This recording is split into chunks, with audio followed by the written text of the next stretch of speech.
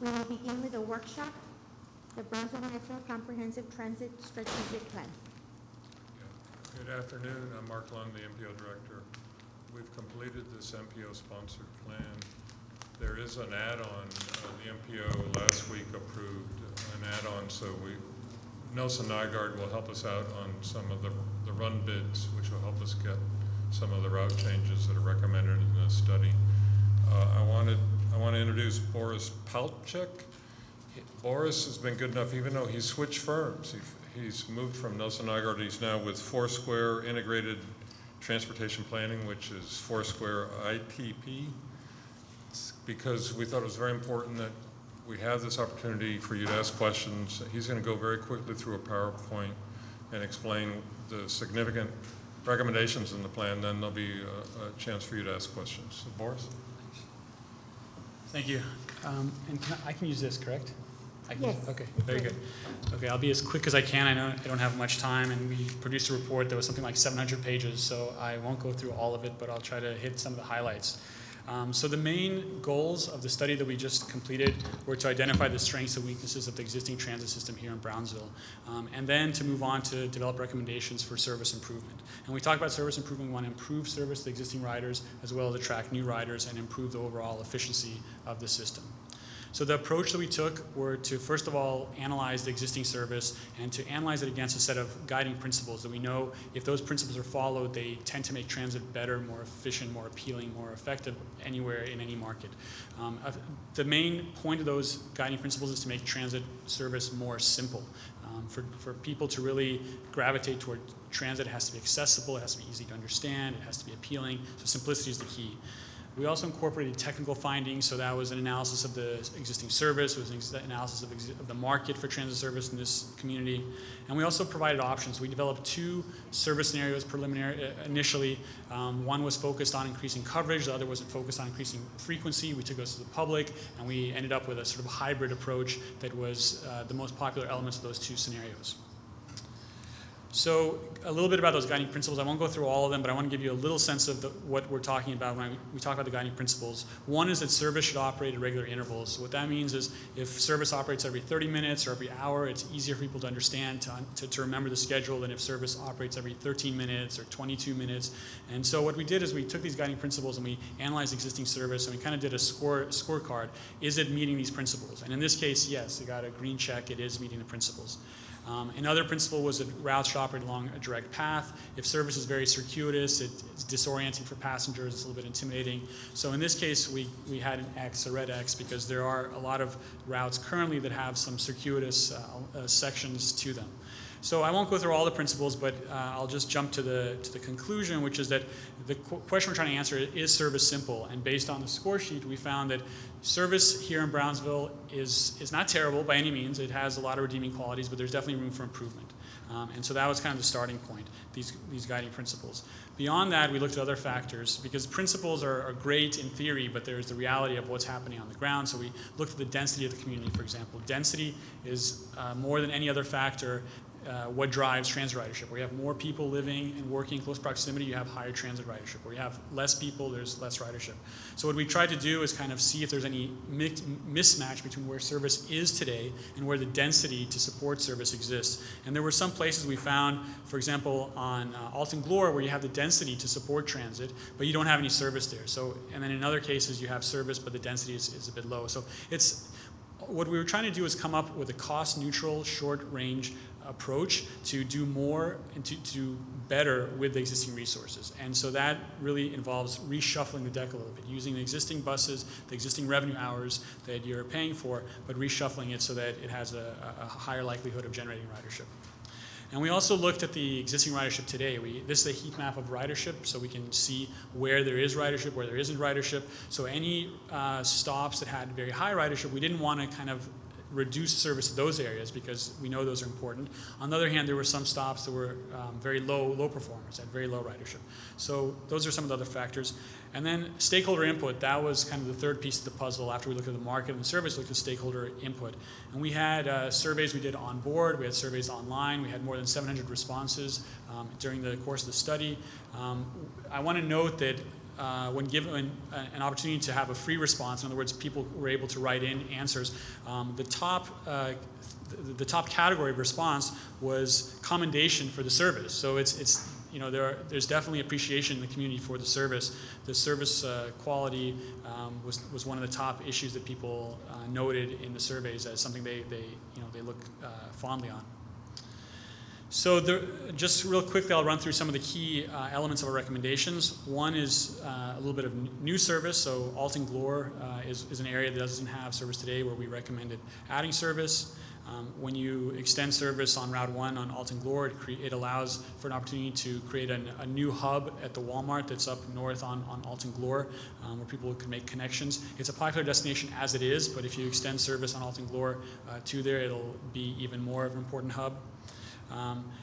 We also recommended creating frequency through coordination. What that means is, in some corridors, you have the potential to have higher ridership if you have higher frequency, and by staggering schedules, if you will, you can have 2 routes that each operate once an hour, but if you stagger their schedules where they overlap, you can have service every 30 minutes, and that's an example shown there on Elizabeth Street where that could work.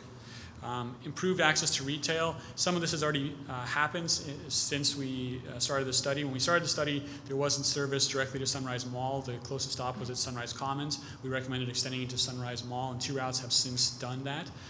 We're also recommending extending service from the Northside Transfer Station to the mall, so the Northside Transfer Station sort of becomes a gateway to retail, and that strengthens that hub. Improving job access. There's a lot of hotels and motels on the service road of 77. Right now, service roads are very difficult to serve because the buses can only go one direction, so we made some recommendations to operate on old Highway 77 in the northbound direction and on 77 in the southbound direction, so you essentially have bidirectional service to these hotels, which kind of front both of these corridors. Some new crosstown opportunities. Los Ebanos is a street that doesn't have service now, but it has a lot of key destinations, apartment complexes, businesses, and so on. So we wanted to create opportunities for crosstown service that don't currently exist.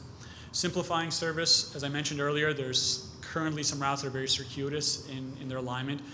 We recommended simplifying them, straightening them where possible. Improved retail access. That refers to on Boca Chica, there's quite a bit of retail. There's an H-E-B there and a few other strip centers.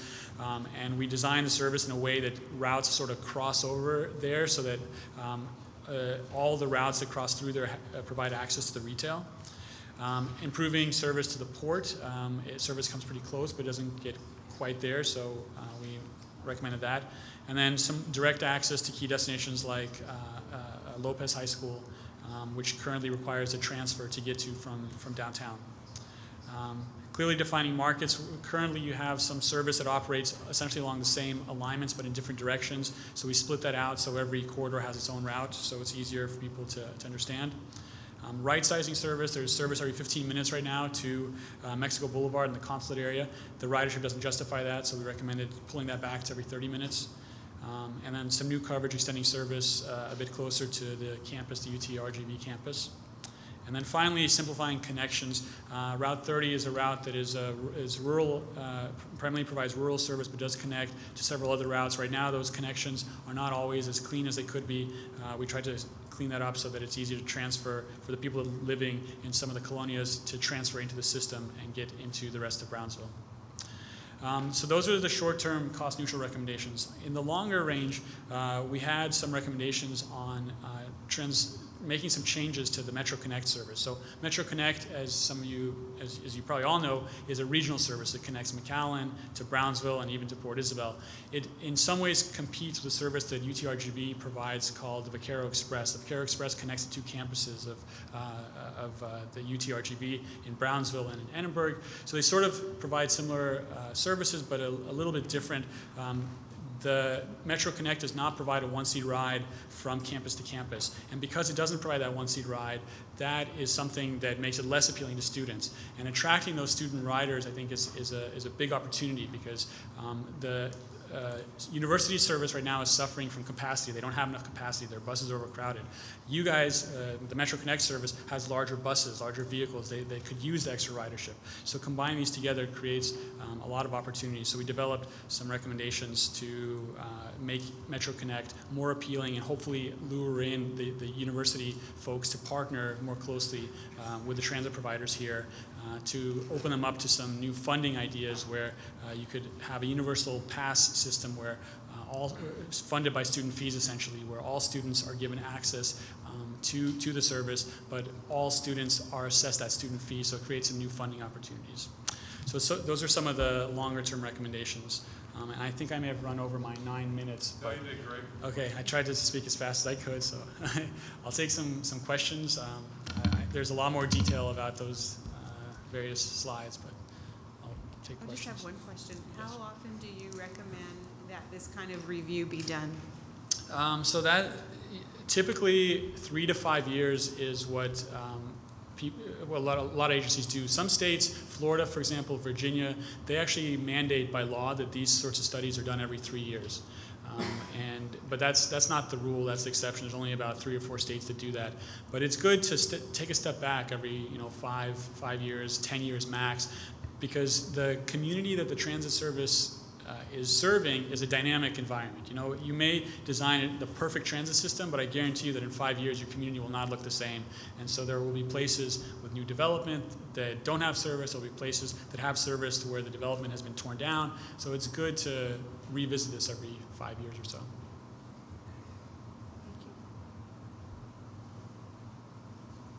Thank you. Thank you.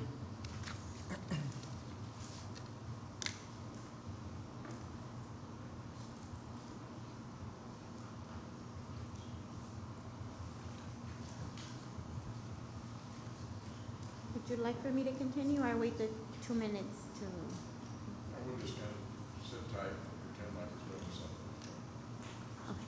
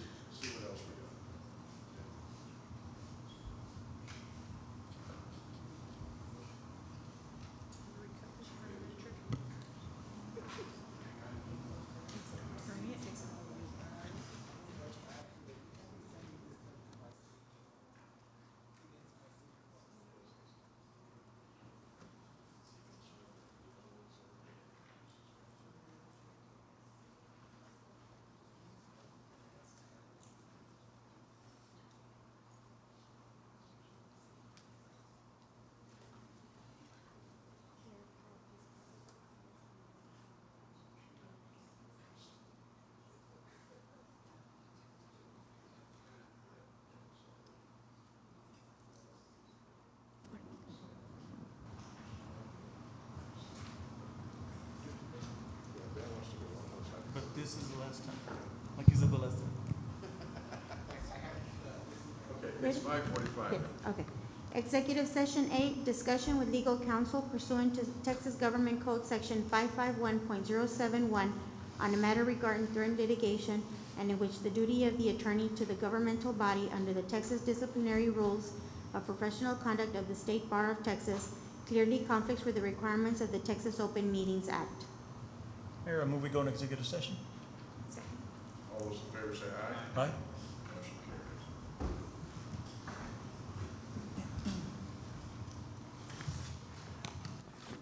Sí.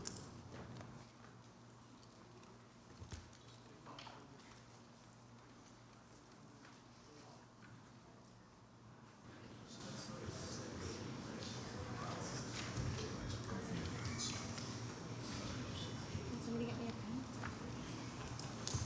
Oh, got it.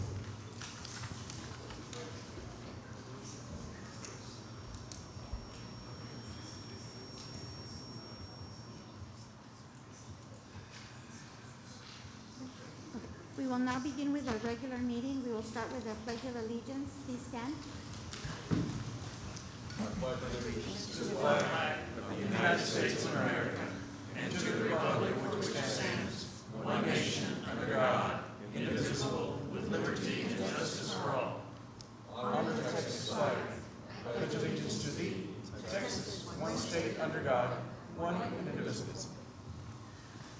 Let's pray.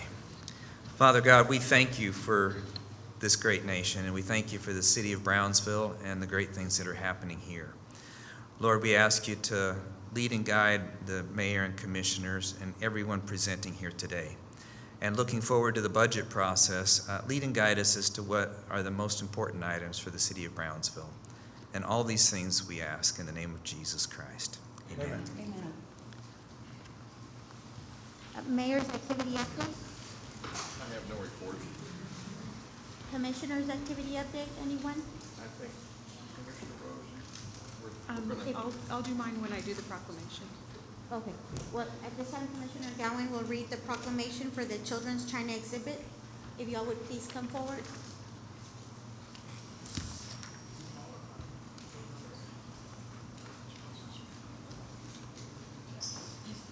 Is that a panda bear in that box?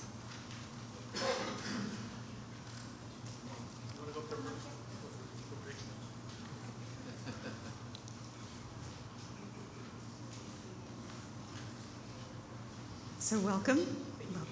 And before I read the proclamation, I want to commend you for all of the great work that you do for the children of Brownsville. I only regret that my children were not, too old to enjoy the Children's Museum as children, but now they do as adults. I also want to verify that we are in Brownsville, Texas, as I am reading this proclamation, because I understand your exhibits were so realistic that I was noted on a local blog today to be in Shanghai wasting taxpayer money. So I would say your artwork is stellar. Keep up the great work. So this is a proclamation of the City Commission of Brownsville, Texas, recognizing and honoring the Children's China exhibit at the Children's Museum of Brownsville. Whereas the Children's Museum of Brownsville, located in Brownsville Mid-East Cultural District, is dedicated to introducing children to the world of learning through hands-on creative and interactive exhibits, workshops, and special events. It is a popular recreational destination and welcomes 50,000 visitors each year. Whereas the Children's Museum of Brownsville boasts 15 interactive exhibits for the education and recreation of museum visitors, most recently it celebrated the opening of its Children's China exhibit on June the 10th, 2017.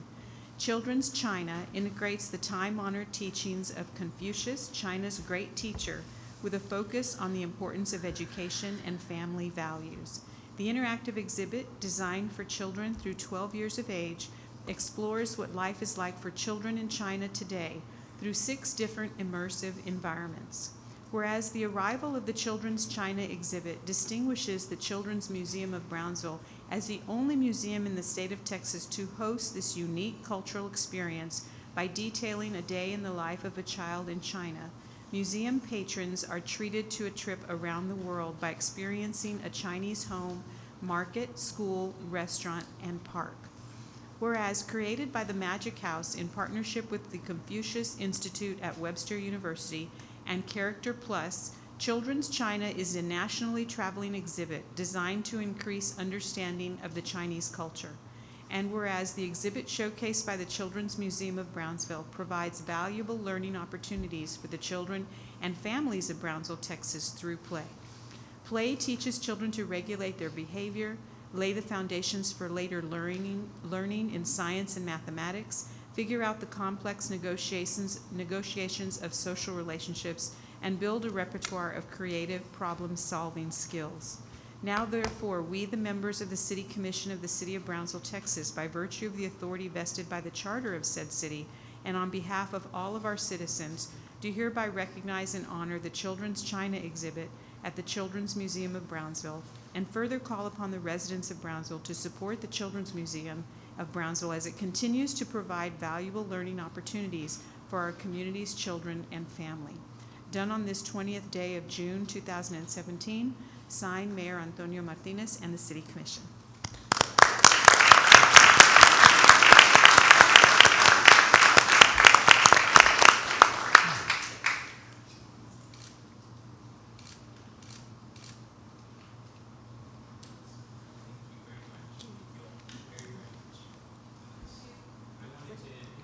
If you take the, Would you I'm so sorry, mind? take the podium, please. Yes.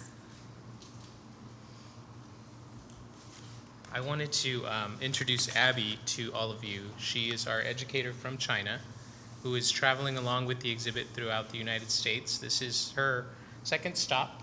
She came from Chicago, and after she leaves here, she'll be going to Florida with the exhibit.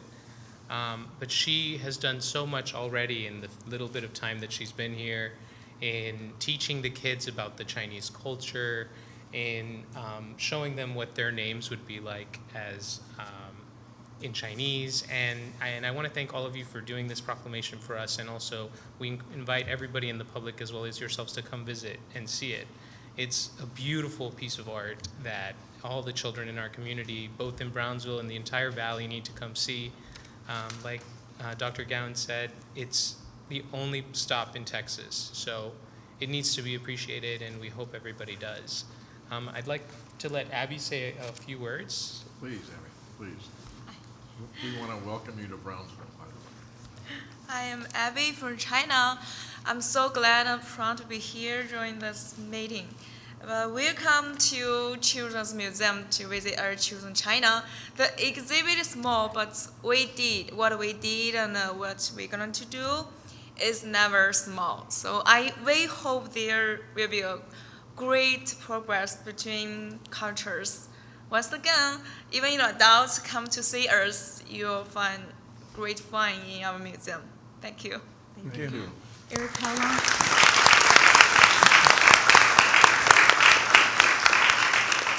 Eric, how long will the exhibit be in town?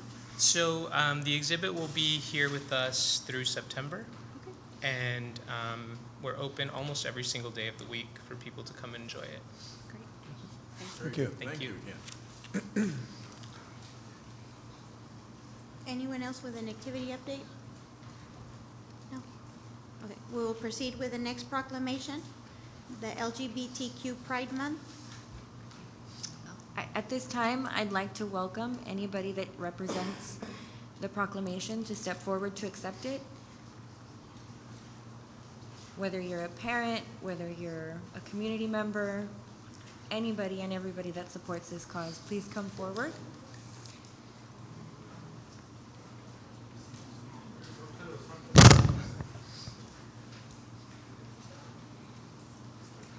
This proclamation, I'm finding out, is quite historical. It is the first time it has ever been done in South Texas, and it is an absolute honor to have members of the LGBTQ community, advocates, people who are a pillar of strength for these voices in our community.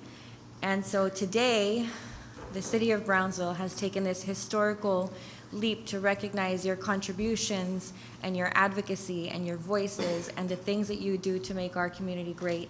And one of the really important reasons why the City of Brownsville and Dr. Rose Gowen and the rest of the commission decided to present you with this was because there are so many voices in our community that go through the bullying and the trials and the tribulation and the not being accepted and not being understood and feeling isolated and feeling like they really don't have a place when in fact they do, and their city supports all of our community members and anybody that we can include and bring into the conversation, and all of these conversations that usually are not said out loud.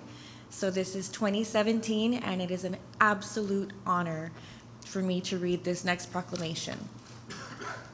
Okay. A proclamation of the City Commission of Brownsville, Texas, designating June 2017 as Lesbian, Gay, Bisexual, Transgender, and Queer Pride Month. Whereas across the nation, Lesbian, Gay, Bisexual, Transgender, and Queer Pride Month, LGBTQ Pride Month, is a celebration in June, a symbolic month in which LGBTQ community members and supporters come together for various celebrations of pride, including parades, workshops, concerts, events to promote understanding, acceptance, equality for its community. Whereas LGBTQ Pride Month recognizes the impact that lesbian, gay, bisexual, transgender, and queer individuals have on our history, locally, nationally, and internationally. Whereas the City of Brownsville has diverse and thriving LGBTQ community that actively contributes to the overall quality of life and culture in Brownsville. Whereas LGBTQ individuals deserve to know their community stands beside them and to live without fear of discrimination, harassment, persecution, regardless of their gender, identity, sexual orientation, or gender expression. Whereas the City of Brownsville is strengthened by inclusion, justice, and love for all, and is committed to supporting visibility, dignity, and equality of all of its residents. Now, therefore, we, the members of the City Commission of the City of Brownsville, Texas, by the virtue of the authority vested in the charter of said city, and on behalf of all of our citizens, do hereby designate June 2017 as Lesbian, Gay, Bisexual, Transgender, and Queer Pride Month, and further call upon the residents of Brownsville to eliminate prejudice everywhere that it exists, and to celebrate the great diversity of our city. Done on this 20th day of June, 2017.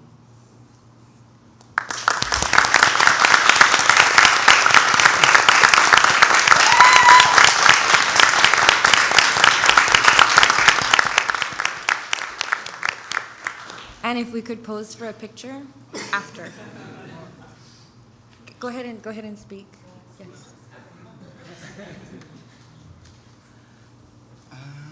Okay. Good evening, commissioners, Mayor Martinez.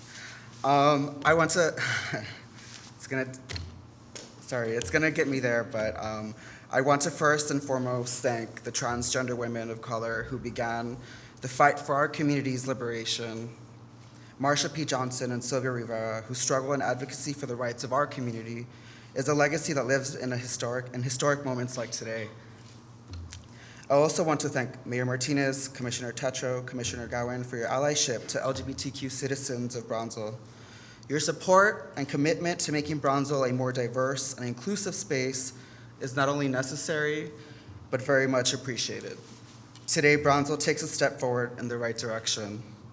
Celebrating Pride is not about saying LGBT rights are more important or special. It is about recognizing the struggles and the power of a marginalized and oppressed community that still to this day continues to fight for basic human rights, to simply exist and to love freely without any form of discrimination. Nationally, we have made great strides for our rights, but locally there is so much more work that needs to be done. LGBTQ rights are human rights. Today, the City of Brownsville is sending a very strong message to LGBTQ citizens in our border town, across the Rio Grande Valley and the great state of Texas, that they are welcome here, that they matter, and that they have the support of their city. Lastly, I would like to say that I hope that today serves as an example for others, including some of our local state reps in Austin who continue to believe that LGBT people do not exist in Brownsville and that they do not deserve the same rights and privileges that every citizen is guaranteed by birth in this country. I hope they see that their constituents are more accepting and more diverse than they believe, and that together we stand and will continue to stand against any and every kind of institutionalized discrimination and inequality. Thank you.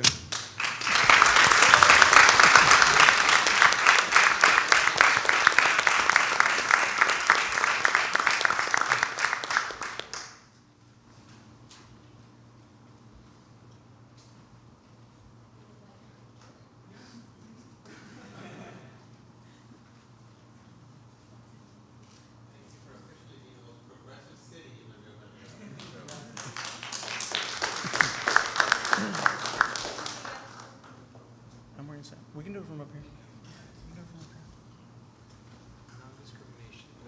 Let's just conclude, otherwise we gotta keep going here. Let's go. That's all it's gonna be.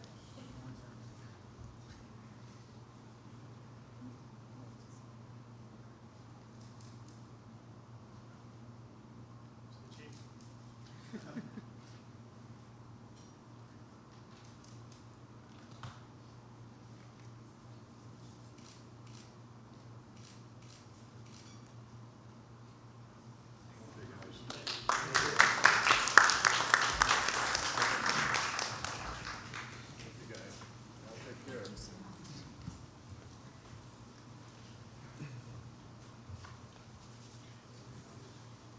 Next, we have agenda item number 4, the presentation. We are going to remove it as per city staff.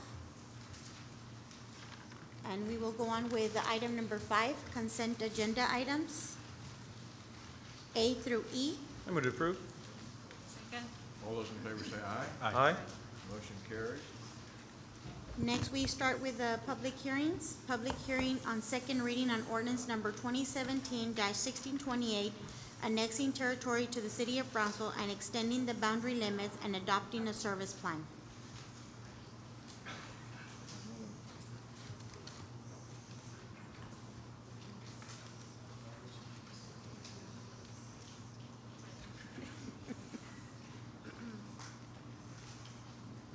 Good evening, Honorable Mayor and City Commissioners.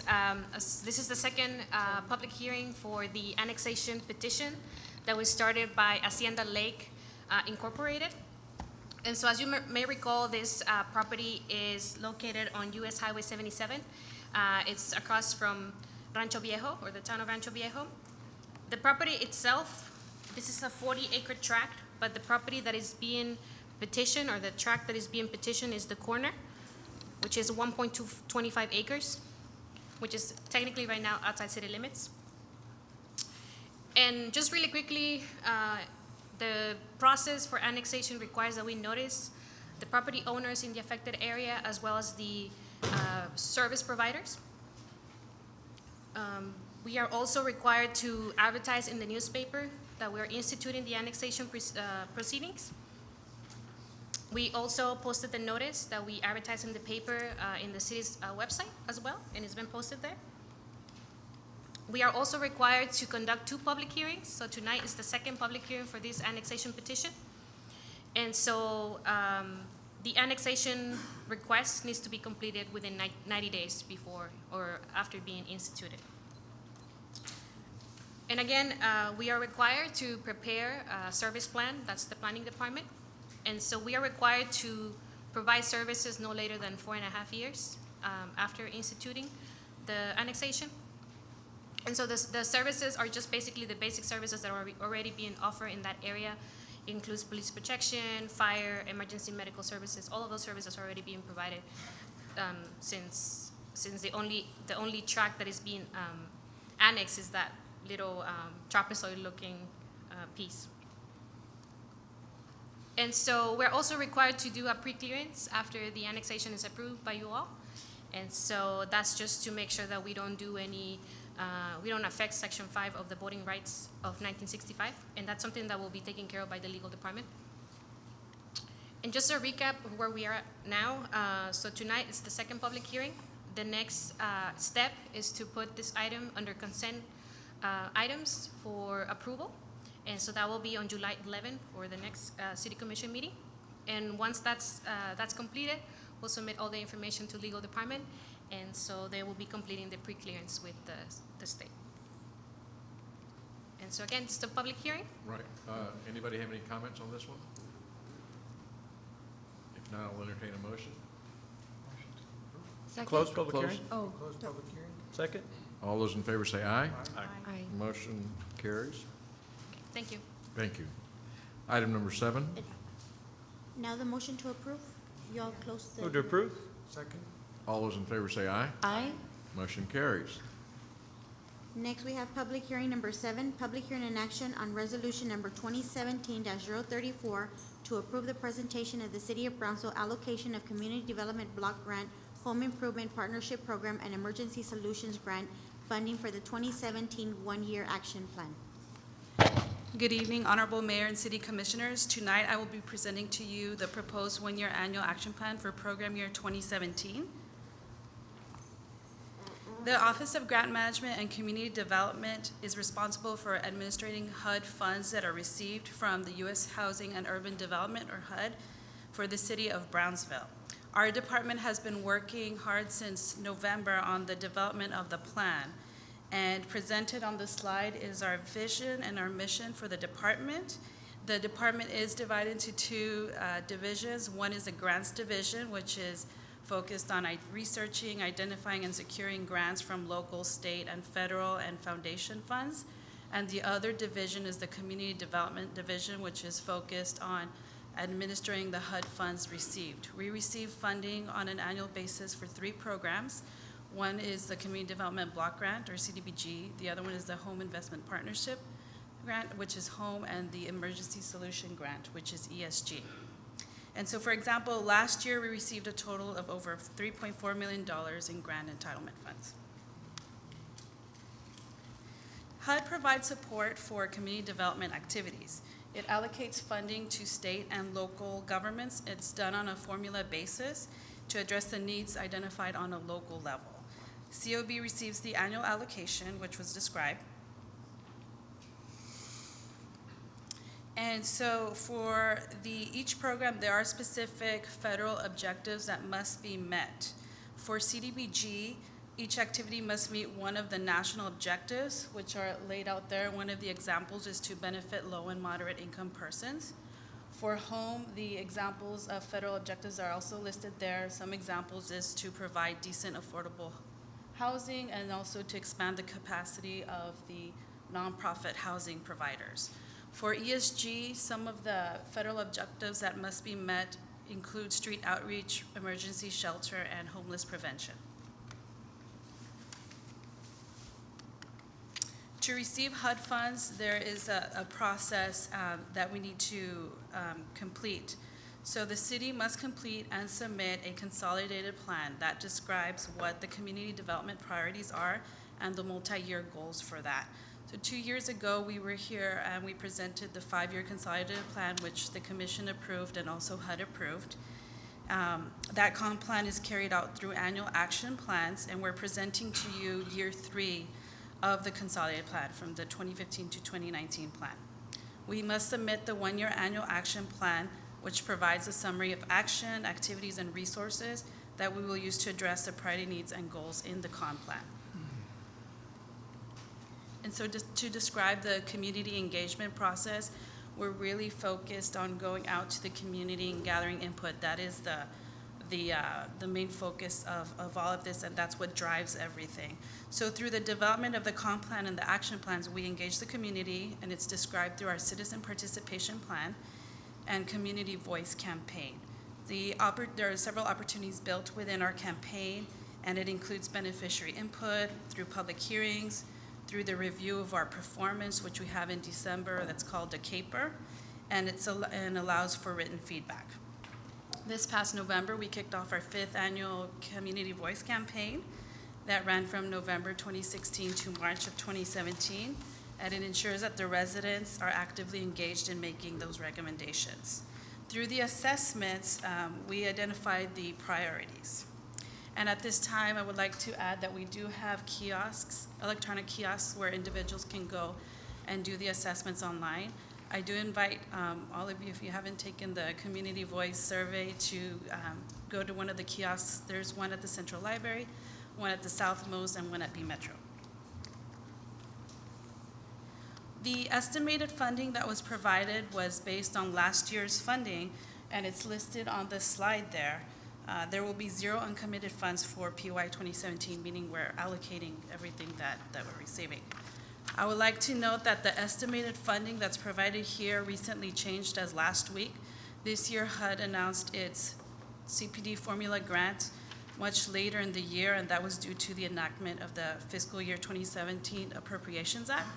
Normally, we would receive it in February. We didn't find out until a couple of days ago. So the changes are for CDBG, it's still a little bit over 2.5 million. For home, it went slightly down, $664,047. And for ESG, the same. It slightly went down to $228,338. So as described, back in November 2016, we held our annual Community Development Summit, where we announced the process to request HUD funding and provided workshops to interested organizations. We then opened up the application process at that time. There was a total of 34 applications submitted, of which 34 were eligible. The total amount available, estimated available funding is the $3.4 million. And I do want to highlight this is a very competitive process. We received requests over $8.36 million.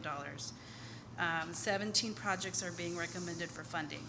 The criteria that's used to recommend for funding includes the actual project proposal, is it in line with the comp plan, and the citizens' priorities, the applicant agency, whether they have the capacity to fulfill the programming, the history of the audits and the financial capacity, the history of awards, etc.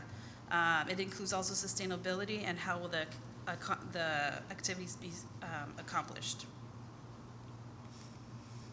For the home program, the annual allocation will cover 10% for administrative purposes, and the rest of the allocation will cover for the home buyer assistance program for the housing authority, and that will help provide closing costs and down payment assistance for low to moderate income individuals.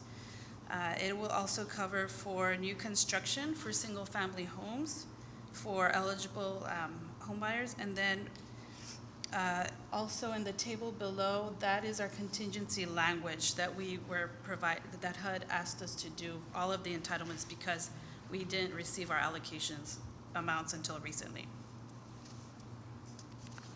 For the CDBG capital improvement projects, from the 2.5 million allocation, the following will go into 20% admin cap, and then also the Section 108 loan repayment and the amount of $224,500.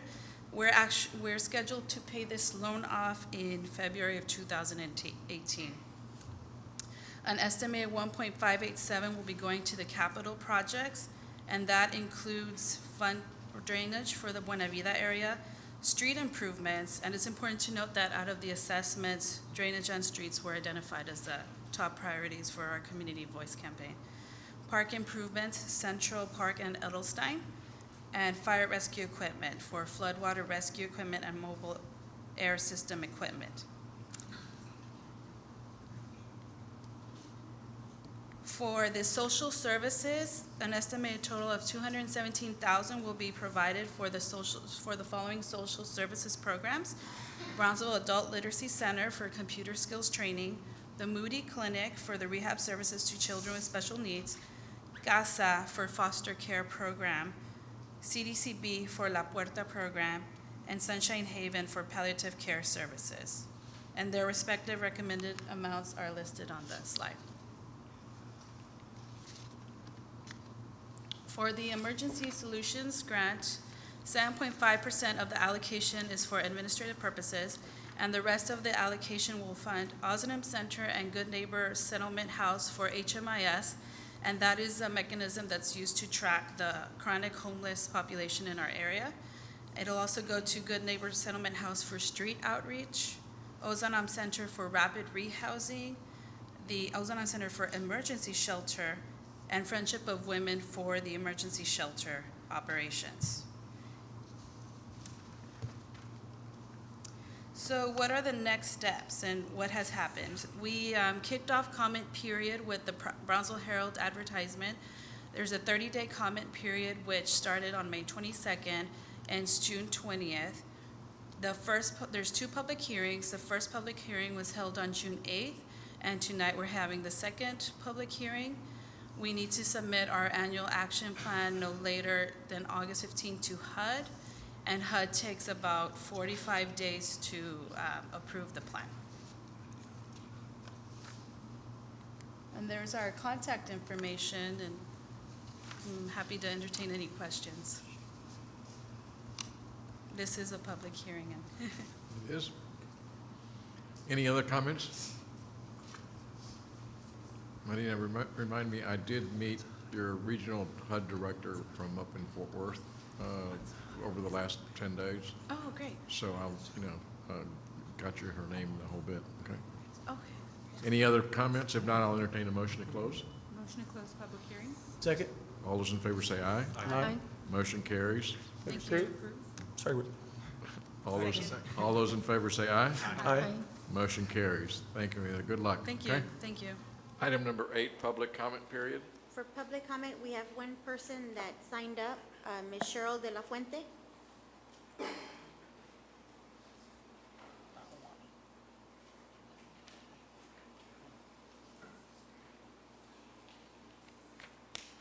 This is a repeat.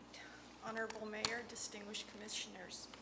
I was here about a month ago, and my concern was about a paving on Draper Drive that happened only in front of a residence street area. For a brief background, when that resident moved in, he tore the street up, putting in his retaining wall in the Resaca. About April the 3rd, the Public Works Department was out there smoothing everything out, pulling up caliche. My concern at the time was that the loose caliche was causing projectiles to come into my front yard, so I raised a concern. I went to the Public Works Department myself, asking questions, wondering if I could get some answers. What happened after that was something that I feel I need to repeat. There were 3 members of the Public Works Department, senior supervisor, and I believe a supervisor in training. They did meet me at my residence. At the time, the blacktop was being put on the street in front of the residence house. And I was, to put it politely, gotten after because supposedly I accused someone of getting paid under the table. That was not the case when I came here the first time. You can always recheck the recordings or the videos. He told me that this is a supervisor, he got in a lot of trouble. He also happened to tell me in front of 2 other members, one of which was the director, that his sons go to the school of the resident that he was helping. He was wearing his City of Brownsville Public Works uniform, and the man approached him and asked if he could help him with the front of his street. The man agreed, the supervisor agreed, and that was about the long and the short of it. My only question was, don't shoot the messenger. If he hadn't have bragged to me about it, nothing would have been said. I would have left it alone. After the gentleman, the supervisor, left, I spoke to the director at the time, and he stated to me that there was a misunderstanding. I asked to see the work order. There was no work order placed, from my understanding. I could be misunderstanding, but there was no work order. And it's my time up, I'm sure. From what I was told by the director, Draper Drive, after decades of disrepair, would be worked on in 2018. My question was, why couldn't the repair in front of the gentleman's house be also replaced in 2018? There is a hike and bike trail. It looks terrible. there's about a 2-inch gap between the street and the sidewalk that people use daily. And it looks really, really bad.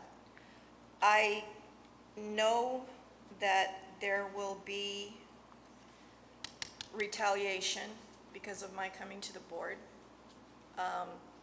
I'm not afraid of it, but I am expecting it. And that's about all I have to say. Can I ask who you're expecting it from? Either the neighbor or Public Works employees. And just for the record, ma'am, I don't know that you mentioned your name at the beginning of your testimony. I'm sorry, I'm Cheryl De La Fuente. I live at 175 Draper Drive. Okay, and Cheryl, thank you for coming. We'll make We'll sure. take a look at it. Thank you. Thank you. Next, we have items for individual consideration. Action item number 9, consideration and action to appoint one member to the Brownsville Metro Transit Advisory Committee.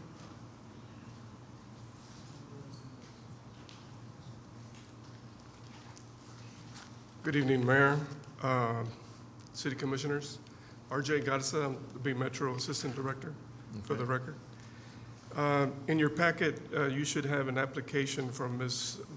Viola Courier. Viola Courier. She's right there. Who is here with I us know. today. I know. Pardon me, Viola. Viola, nice to have you here.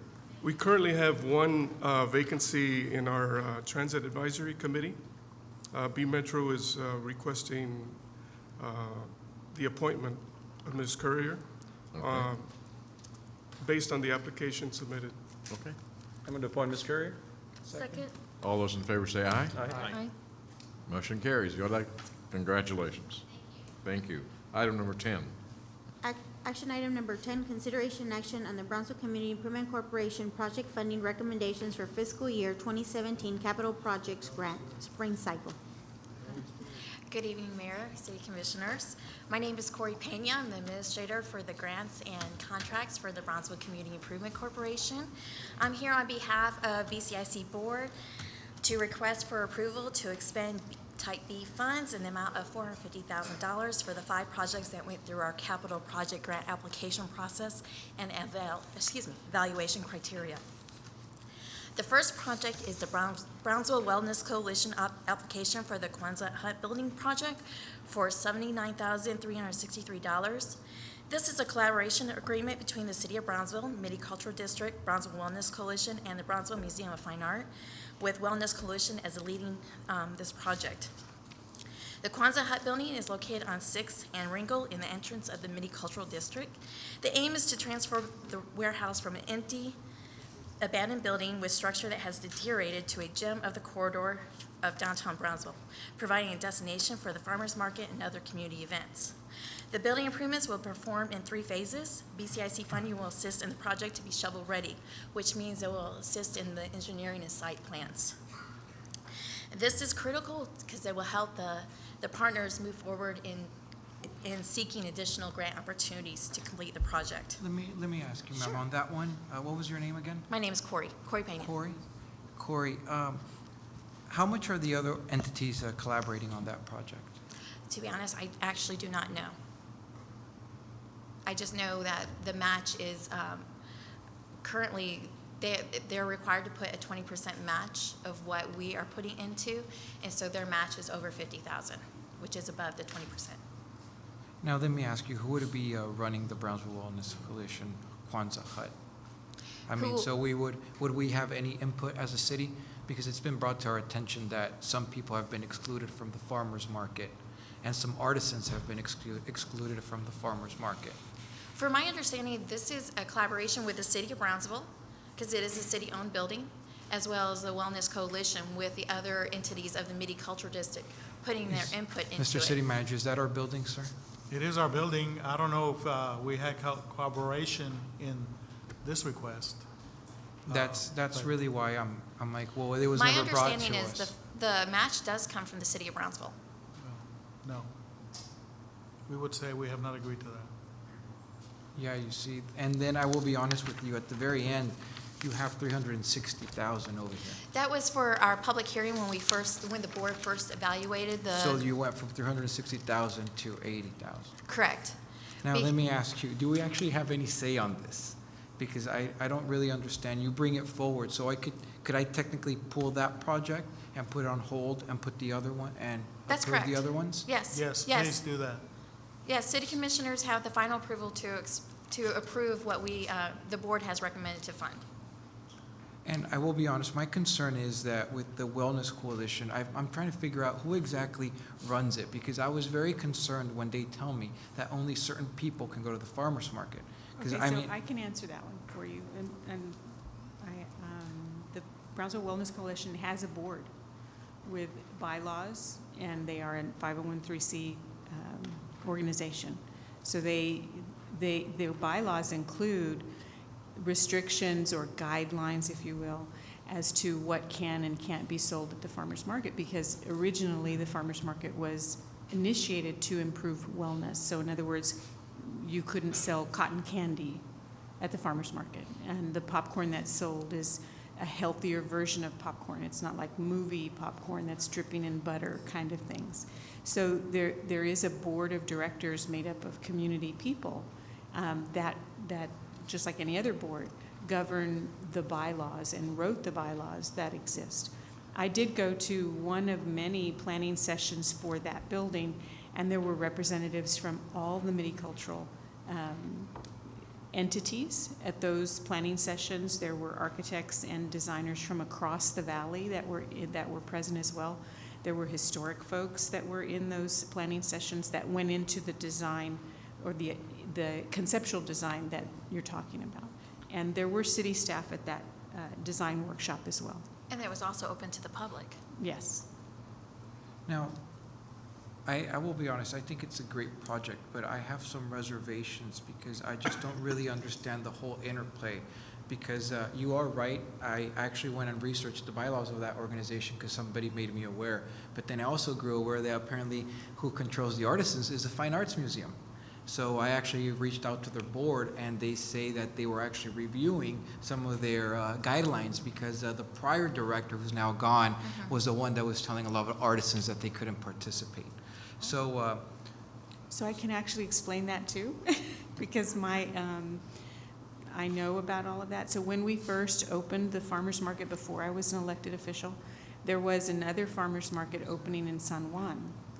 And I don't know what it's like now, but at the time, it was very much a craft show. And even though they called themselves a farmer's market, they didn't have a great deal of vegetables and fruits and all that stuff. So the original set of bylaws wanted to address that.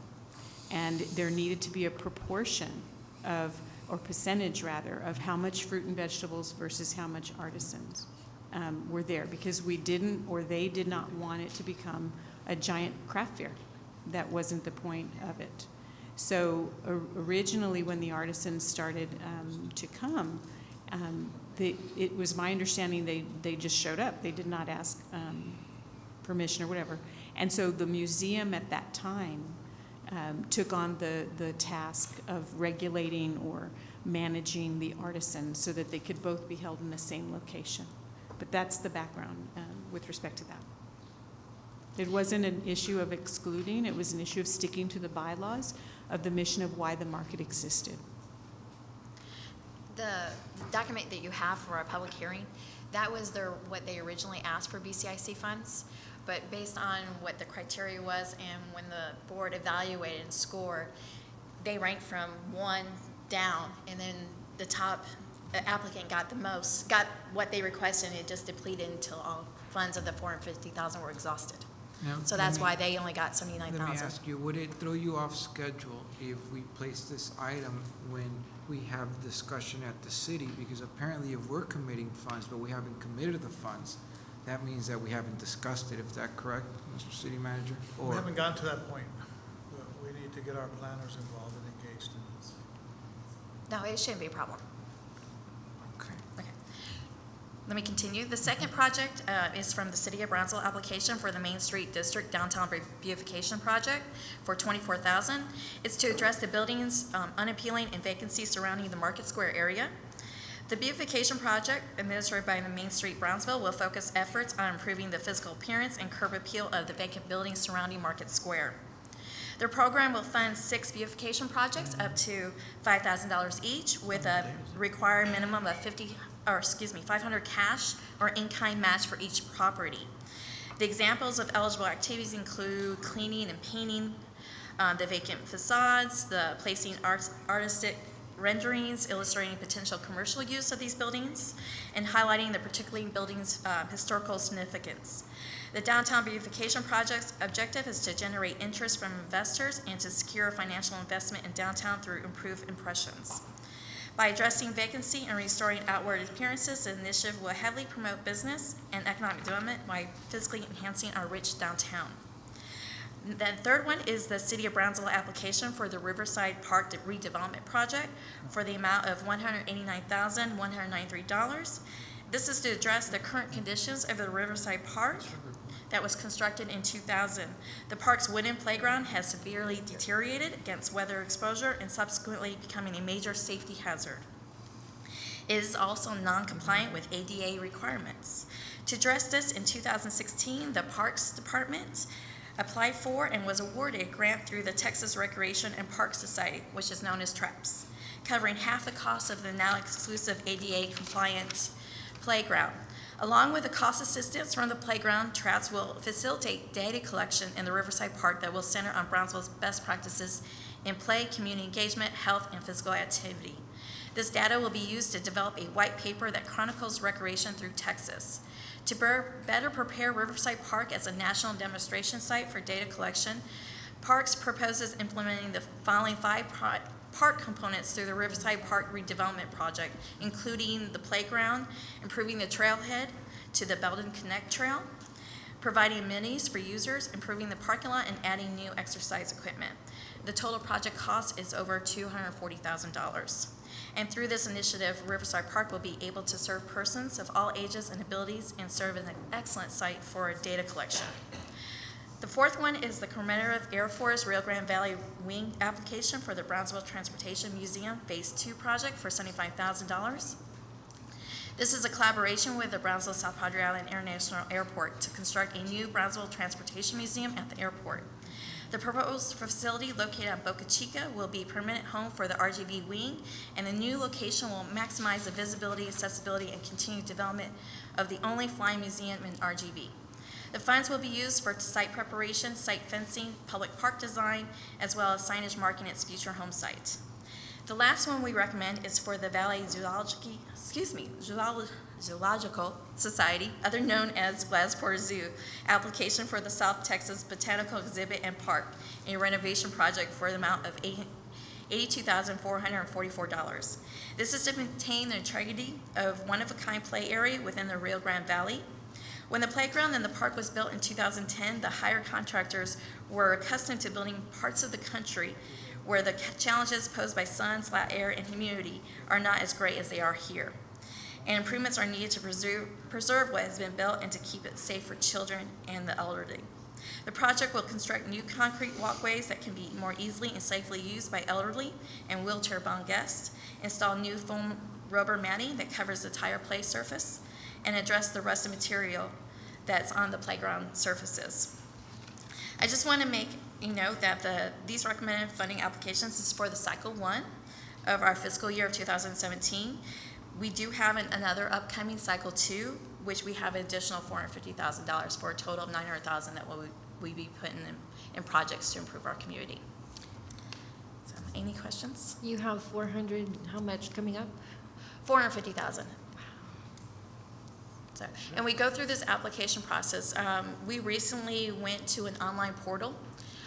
Before it was all hard copy paper.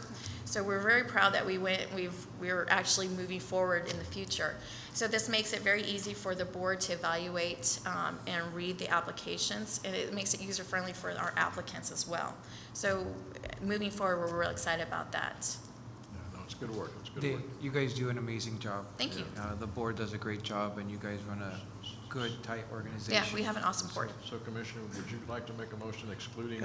Yes, and if I may explain myself, I actually was going to call Mr. Villarreal to try to get this because I wanted to coordinate it with the city. And really the whole idea is I want to make it more inclusive.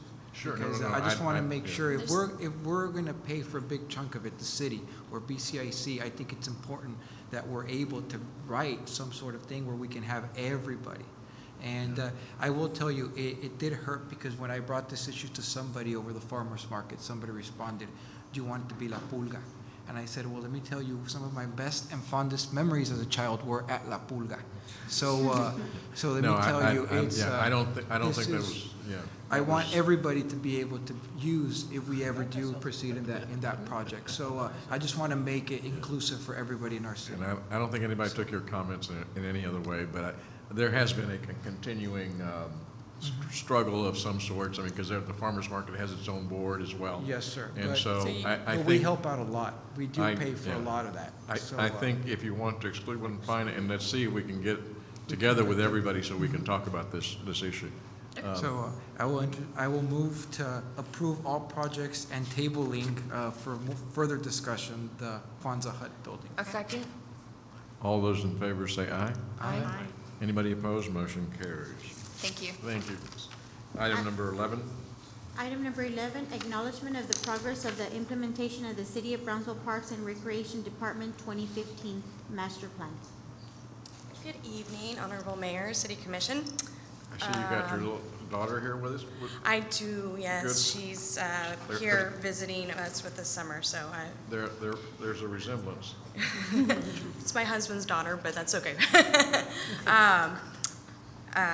We call it my boring work, so she joins the rec center and the swimming programs, and that's the fun stuff. And the little one who came before, this is the boring work, but good to get involved. I'm going to go over some material. This is just acknowledgement. All too often we have a master plan that sits on a shelf, or we don't report back. So I want to report back to the commission and the community on where we are with our 2015 Parks and Recreation Master Plan. A few key facts on this page I just wanted to point out is that 7 in 10 Americans go to the local parks, in which 83% personally benefit. And 92% of Americans say communities benefit from local parks, and 4 in 5 agree that local parks are worth the tax dollars spent on them. And as we head into our budget year and we're looking at where parks play a role in our city and the economic impact that parks can bring to our community, I wanted to include that as well. And all this information is from our National Recreation and Parks Association, who does intensive field research on all the parks and recreation agencies across the nation. I'd like to state our mission is in conjunction and alignment with the mission for the City of Brownsville to provide efficient and quality municipal services with courtesy and concern. And our mission is to directly contribute to the city's quality of life by providing exceptional programs, facilities, parks, and trails while celebrating and preserving the community's natural and cultural heritage. Our mission got updated during this master plan process.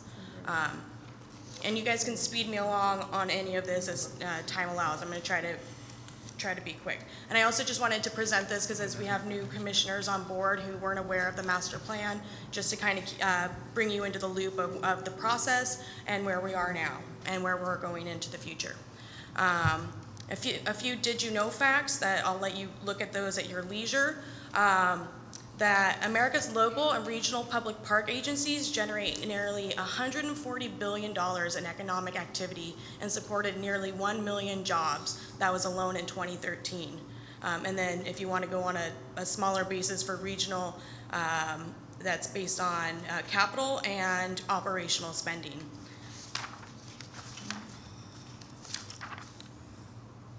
One acre of trees absorbs 11,000 miles of CO2 from a car that has driven, and parks also have safety power. In Macon, Georgia, 50% of reduced incidents into crime and violence were notated when more people are using their parks. More people use their parks when they are properly maintained and are safe. And increased access leads up to 25% in people exercising 3 or more times per week. And of course, most importantly, but not least, 70% of Americans say they're more likely to vote for local politicians who make park and rec a funding priority. I had to throw that in there. I'm sorry. And so we like to... I like that closing little remark. Of course, we like to look at as parks and recreation. It is play, it is activity, but in the themes of economic development, health and wellness, and social equity. And we had a good example of that here today. Through this process, and I'm going to go briefly over this. If any of you have any questions about how we went through this, if you want to know where to get it, on our website is the whole product. It's many hundreds of pages and broken up into sections. But this was jointly funded by the City of Brownsville and the Brownsville Community Improvement Corporation for $90,000, and the consulting firm was Pros Consulting. So the end product produced a master plan, individual park assessments, marketing recommendation and guidelines, implementation action plan, which is what we're going to go into detail today, and the sports park business plan. And the project process just included data collection, on-the-ground study, assessments of existing conditions, market research, and public input. And then through all this process, there was discussions and findings and recommendations, and these are supposed to look like leaves from if it didn't come out that way. But I think the most important things was the design standards for parks. So we're trying to elevate our standard as we move forward, as we identify funding. Other things that came out were staffing and funding, and how do we leverage that and to be most efficient with the resources that we have. Social equity was addressed, and in the master plan there's equity mapping. And pretty much it's just some common sense things. Work smarter, not harder. And establish levels of service and cost recovery goals. So in the past 2 years, we've been really putting our metrics as, knowing how many sprinkler heads we have, how many hours does it take to do the trail, how often does it take to do a route of maintenance, and then we're moving on into our branding. I'm going to skim through this just so you know, and in there are some things that you can find, population by age segments, household income characteristics, all of these things contributed to the study, and feedback from the community. And I'm just going to go with that. We've been busy. So I don't know if this thing's working. We've been on your paper. These are just from the park assessments. And if you look at that, you might look at, well, why is one park ranked higher? But I know, like Portway Acres, for example, right here, that park is rated in good condition, but the playground there is terrible. So the overall factor of the site and that makes a difference in the ranking. So we've been going through, and so we started off with the Kaboom playground replacement, which many of you were a part of back in 2014 for Prax Arrive. I'm going to go from the bottom of the list up. We've done improvements to West Brownsville Little League. In 2017, we got a Cdbg grant for Ruiz and Garfield Park. And let's skip up. And as you just heard, for 2018, we're looking hopefully for the Cdbg grant for Central Avenue and Edelstein Park, provided that goes forward. And so on and up, I've listed where we've been putting some improvements into this plan. I won't take up everybody's time on that. And so we're working from our fair to good to excellent. We want to be a destination of choice in our parks, and so we want to have excellent standards. There's about 5 sections of the strategy, and this is what the strategy looks like. And so I'm going to go over the vision of each one, and then we can go back and look at some of the tactics just to see where we're at on some of these things. So the vision for Parkland and Trails is PART acquires, plans, and appropriately develops the right amount of parkland and trails to create equitable access levels desired by the community for neighborhood parks, community parks, trail corridors, greenways, and athletic fields, given available resources. And that's really important to note, is that given our available resources that we have, and acquiring with what's in our means and maintaining what we have without overextending ourselves and our resources. And so the key strategy there was to ensure the growth of the parks and trail systems keeps pace with the needs of the community, but does not outpace the financial or organizational resources of the department. And so I'm just gonna pick one. There's listed here, but I'm gonna pick one right here. So how do we do this? How do we acquire 600 acres of parkland by 2019? Can we do that? Is that even feasible? And that was a lesser amount than the national recreation standards. So we're looking towards discussion with U.S. Fish and Wildlife and the irrigation districts right around Montebella. And they came to us and they're very amenable. Nothing's been agreed to yet, but how can we capitalize on the resources that we already have? Whether it turns out to be an MOU and we are opening space, the city might not own it, but now we have open space that is 600 acres that we could look at a long-term agreement. So those are some discussions that we're having to try to figure out a way instead of having to purchase or acquire 600 acres. Just to interrupt that thought, one of the things that I find in my district are that I only have 2 parks, and that's a shame.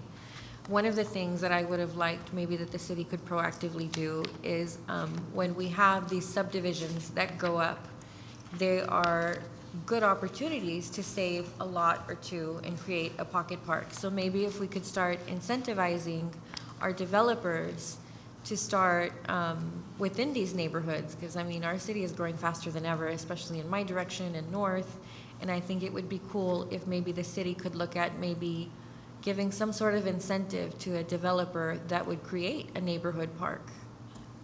I agree completely. And we do have something in place, which is Ordinance 2010-1479B, where it's either if there's a subdivision, green space is required based on math, and then if not, there's fees that are collected, which would go into a 2-mile radius of that subdivision.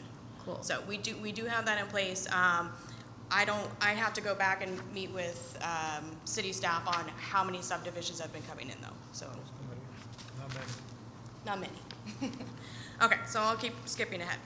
Was there any other areas on this slide or that you want me to focus on? It just kind of breaks down by different size acreage for the different types of parks. Okay, and I'm gonna continue on with that one. So maintenance. Community vision for maintenance is park provides clean, safe, memorable environments in accordance with maintenance standards that exceed users' expectations and provide an enjoyable experience. Wow, did the community really have high standards and expectations for us? And so listed in here, we've got process for improving parks and trails into compliance with health and safety and welfare standards. So a lot of what you saw on that previous slide we've been working on. You guys approved the plastic bag fund used for some of the repairs to the historic battlefield. And we are to date at 7 playground replacements that we're in process of. We have a lot of community volunteer groups that work with us. And we're establishing maintenance plans for each park. So those are things that we're all in process of. We're not yet started on some of these things, but we still got a little bit of time. They kind of shortchanged me. This plan came out at the end of 2015 in the fall, and they counted that for a whole year. So just be mindful of that. And one that I really would love to see on here in this is develop a GIS inventory of all of our parks and layering those things. That's a time-intensive process, a good intern project.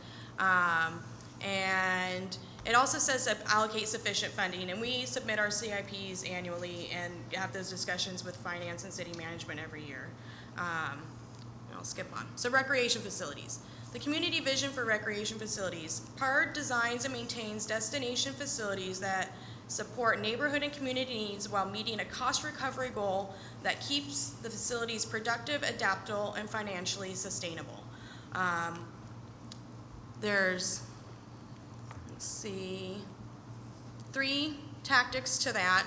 And so we want to authorize our operation and facilities, maximize the resource of the Brownsville Sports Park. So we're utilizing this information, all the recommendations we're going back to. We're collaborating with BCIC on all of these and focusing on our revenue productions. And so we have several departments that are revenue focused, which is the sports park, golf, aquatics, the event center, Ringgold Civic Pavilion, and we always want to go back and make sure that we're on target with our revenue goals, and then of course keeping our expenditures limited. One thing here that we haven't done, as I said, conduct a feasibility study to develop a new recreation center. We haven't done that, but we have been working on with the Texas Parks and Wildlife Department grant for the renovation of the Community Resource Center and providing senior services there. So we have a lot going on in parks. Similarly, in the same vein, for recreation programs, we're to develop, provide, and manage recreation programs that are fully accessible to the community and support health and wellness, family values, social equity, economic vitality, and overall quality of life in a safe and enjoyable environment. We complete our performance standards, our performance management standards annually. We are working on staff training and operation manual. And so there's a lot of things going on in that, and working to provide metrics to what we do, because data matters. Let's see.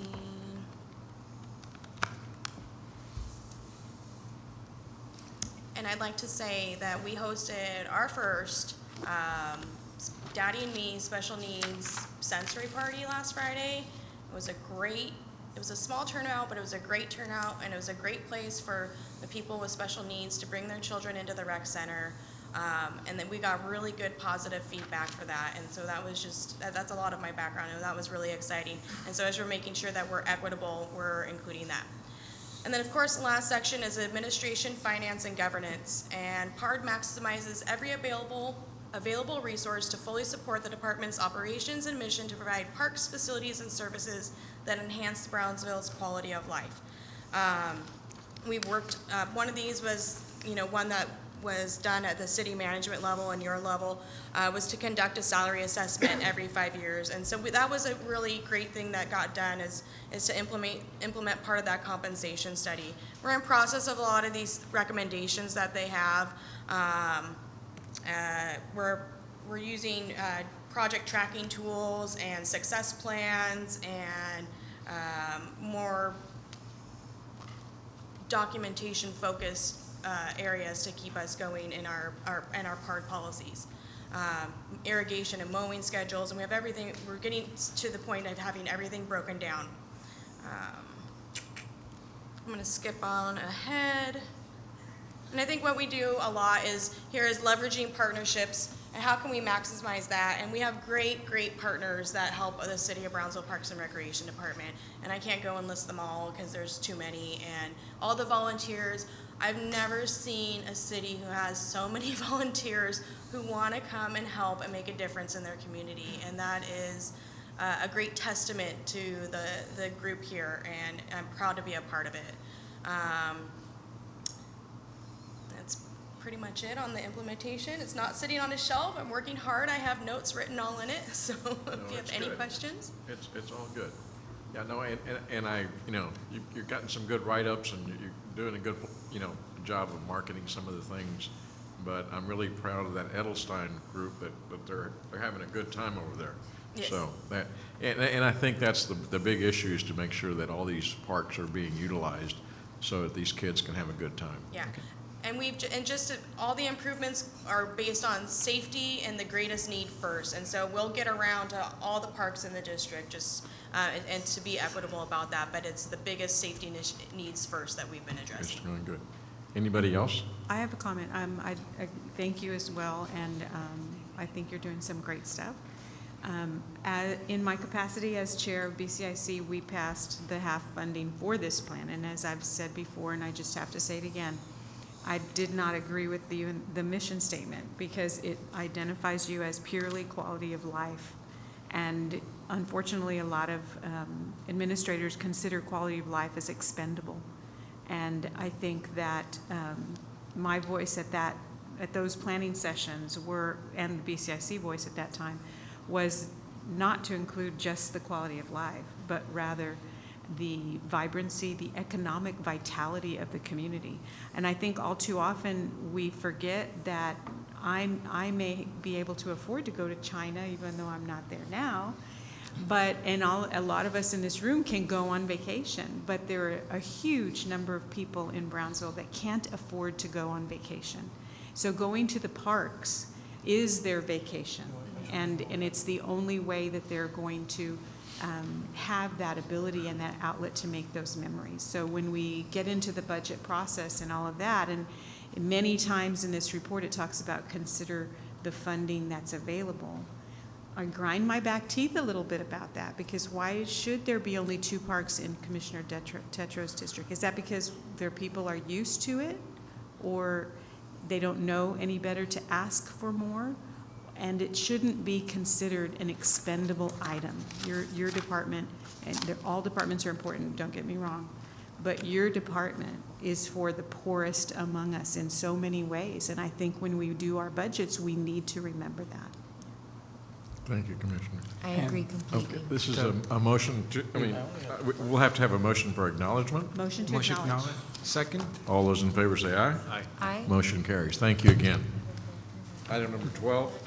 Item number 12, consideration action to award a contract for the installation on a rotating beacon at the South Padre Island International Airport. Good evening, Mayor, Brian. Honorable Mayor, Commissioners. We'd just like to recommend that we award this to the responding low bidder. A motion to approve. Second. All those in favor say aye. Aye. Motion carries. Thank you, Brian. Item number 13. Item number 13, consideration and action on a memorandum of understanding with Rails to Trails Conservancy for the active plan. Good evening, Honorable Mayor and members of the City Commission. I'm here today to present, on behalf of the Government Affairs Liaison, a memorandum of understanding for your consideration with the Rails to Trails Conservancy for the active plan. The purpose of the memorandum of understanding is to establish goals, roles, and responsibilities of Rails to Trails and the Cameron County Active Plan Advisory Committee. There is no financial commitment required within the MOU, only a commitment to work as partners through the long-term build-out of the Cameron County Active Transportation System. The cities and towns of Rancho Viejo, Los Fresnos, Harlingen, and San Benito have all approved this MOU, while South Padre Island and Laguna Vista will be taking the MOU to their governing bodies in July. At this time, I'm happy to answer any questions you may have. I just actually, before we move to approve, I just want to say that Commissioner Gowen has done an outstanding job.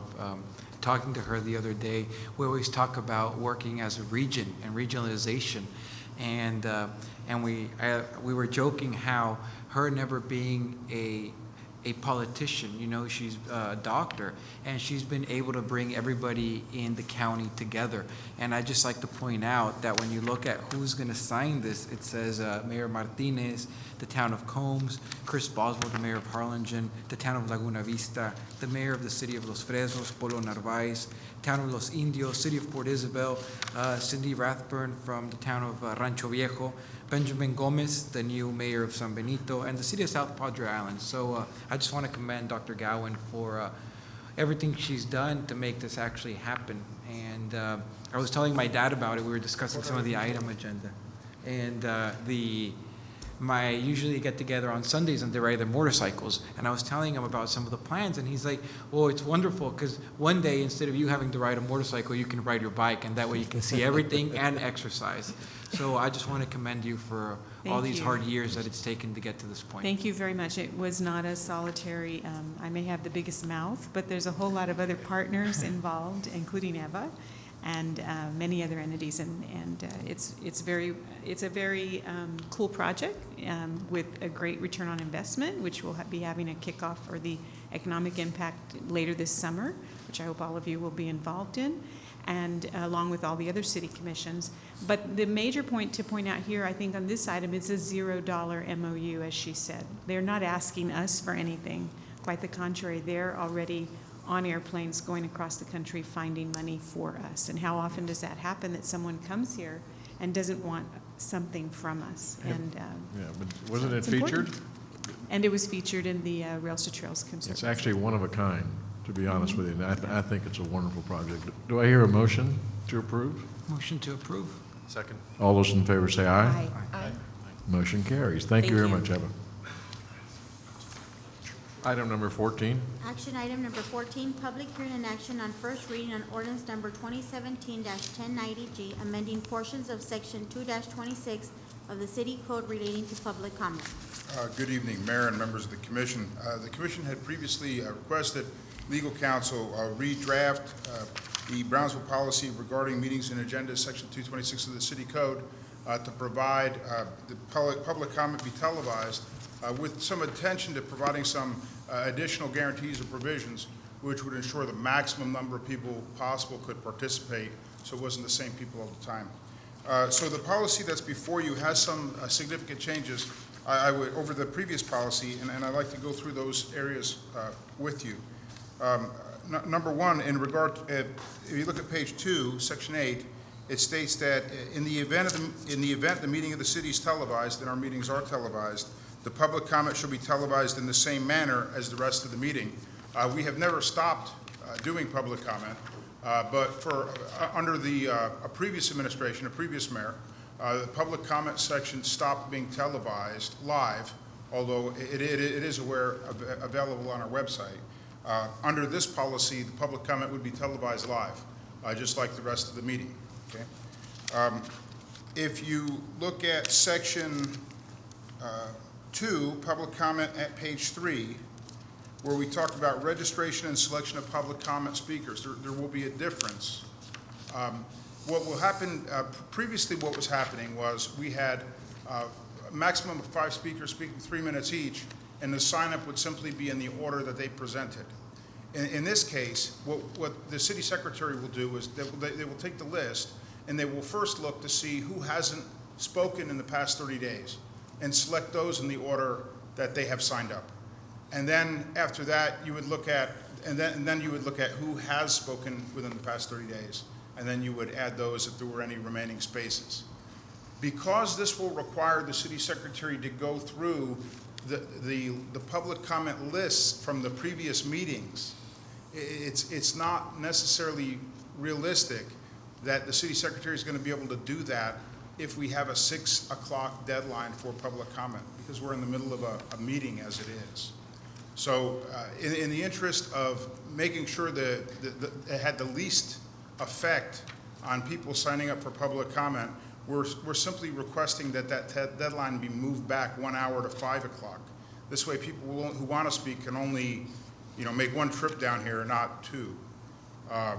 Because what's going to happen is the city secretary is going to have to basically take, let's say in July or in August, September, when we're doing the budget, we'll be meeting, let's say maybe every week. So during that time, they're going to have to go through every city commission, the last 4 meetings, look at all the people that have signed up, go through, select the people that haven't had the chance to speak in the past 30 days, and then select.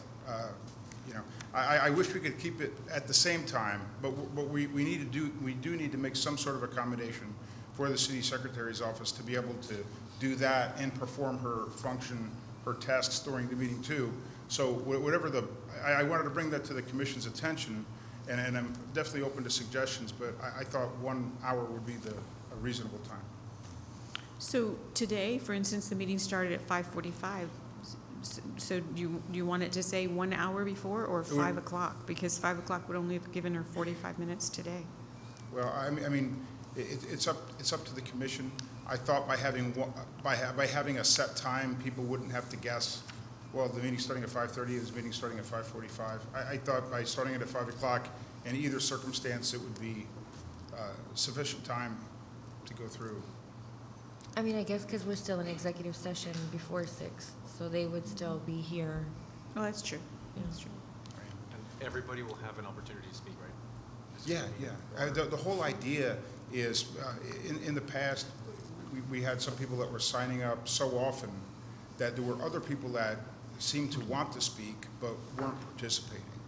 And when the meeting stopped being televised, some of those televised live because there were still They were televised on the city website. Some of those people dropped off, and we found that other people started to participate. Because it was first come, first served. And so we want to encourage that. I mean, we're not trying to discourage anyone from talking by any means. But what we want to say is, okay, look, if you've spoken in the past 30 days, we're going to give a preference to the people that haven't had that opportunity. And then we're going to go down the list, and then we're going to add those people. And it'll be the same maximum of 5 people for 3 minutes each, so it's 15 minutes. It's not a general forum. It's a limited purpose public forum. And the purpose is to bring items of city business to the attention of the commission that are not on the agenda. So, and the other thing, Mark, I'm not sure how to handle the secretarial giving them enough time, because like today we started at 5:30, and I just want to make sure we're fair to the secretary. And the second thing, I think one of the commissioners made a comment the last time, I forgot who it was, but you know, I think what makes it easier for that televised comments to be subjected to that time limit and giving 5 people the ability to do so is also not to have any sort of back and forth with, I mean, just allow the people to visit with us, let it be televised, and then if there's something additional, we can always contact them on a personal basis or officially, but that quits the banter of trying to go back and forth, and I don't think that's respectful anyway. So. And I think that part, Mayor, you are correct, sir, and I think we had some concerns, and that's why we added, if you have like additional notes, you could always file with the city secretary. So everybody, if somebody wishes to give us a letter or provide, like the lady that came, if she had all this information, she could always put in a package, file it with city secretary, and we would get a copy of it. I mean, like today, the lady says, it was my time up, going like, yes. If you have any additional, the only instructions would have been, if you have anything additional, please put it in writing. Yes, and send it to the then we'll commission. circulate it among the commissioners. But let's not get into back and forth, because I think that's what got the situation out of hand before. Rose, were you still here when we televised? Mm-hmm. And my only concern, and we had same individuals coming up, and they would do the comment circuit, which is what I mean is BISD televises on the same night that we do. They'd come in, they state their purpose or whatever they were here for, and walk right out. On several occasions, I stopped one of my former educators. I stood up and said, "Would you please remain here for the meeting? Seems like you just got here. You said what you had to say. It wasn't really pertaining to anything it was your complaints." And then, go home, flipping through channels, and on the same televised meeting, the same day at BISD, he had enough time to get over to BISD and go tell us. So that's why I called it the circuit. In other words, they were able to go, and it's just, if you're here, if you have a legitimate concern for the city, that means that you want to be involved in the process.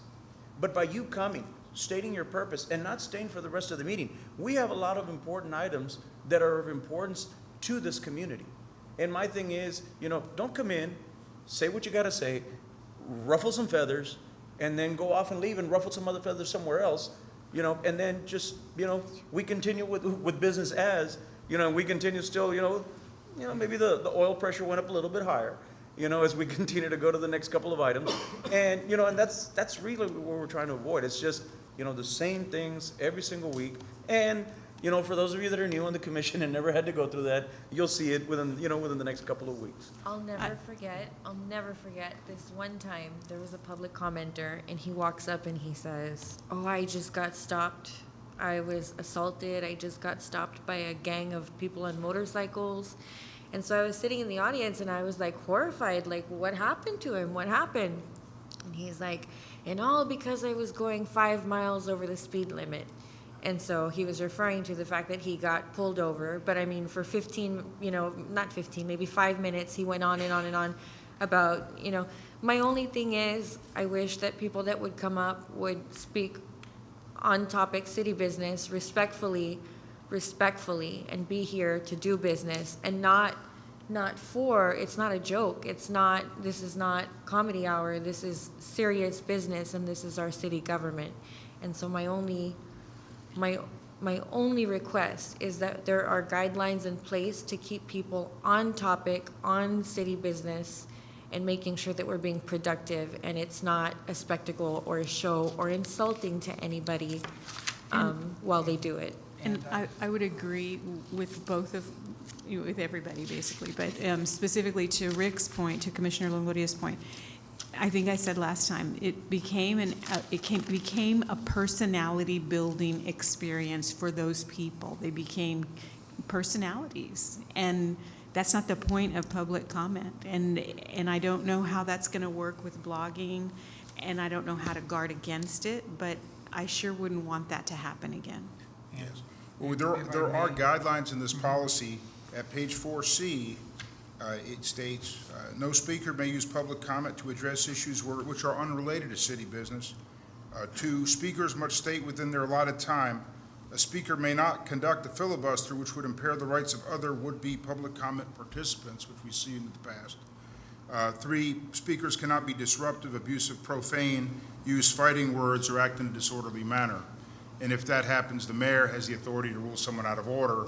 And if that disruptive conduct continues, and we're not talking about discrimination against somebody based on content-based speech, we're talking about disruptive conduct, you could order them escorted out of the meeting if that happened.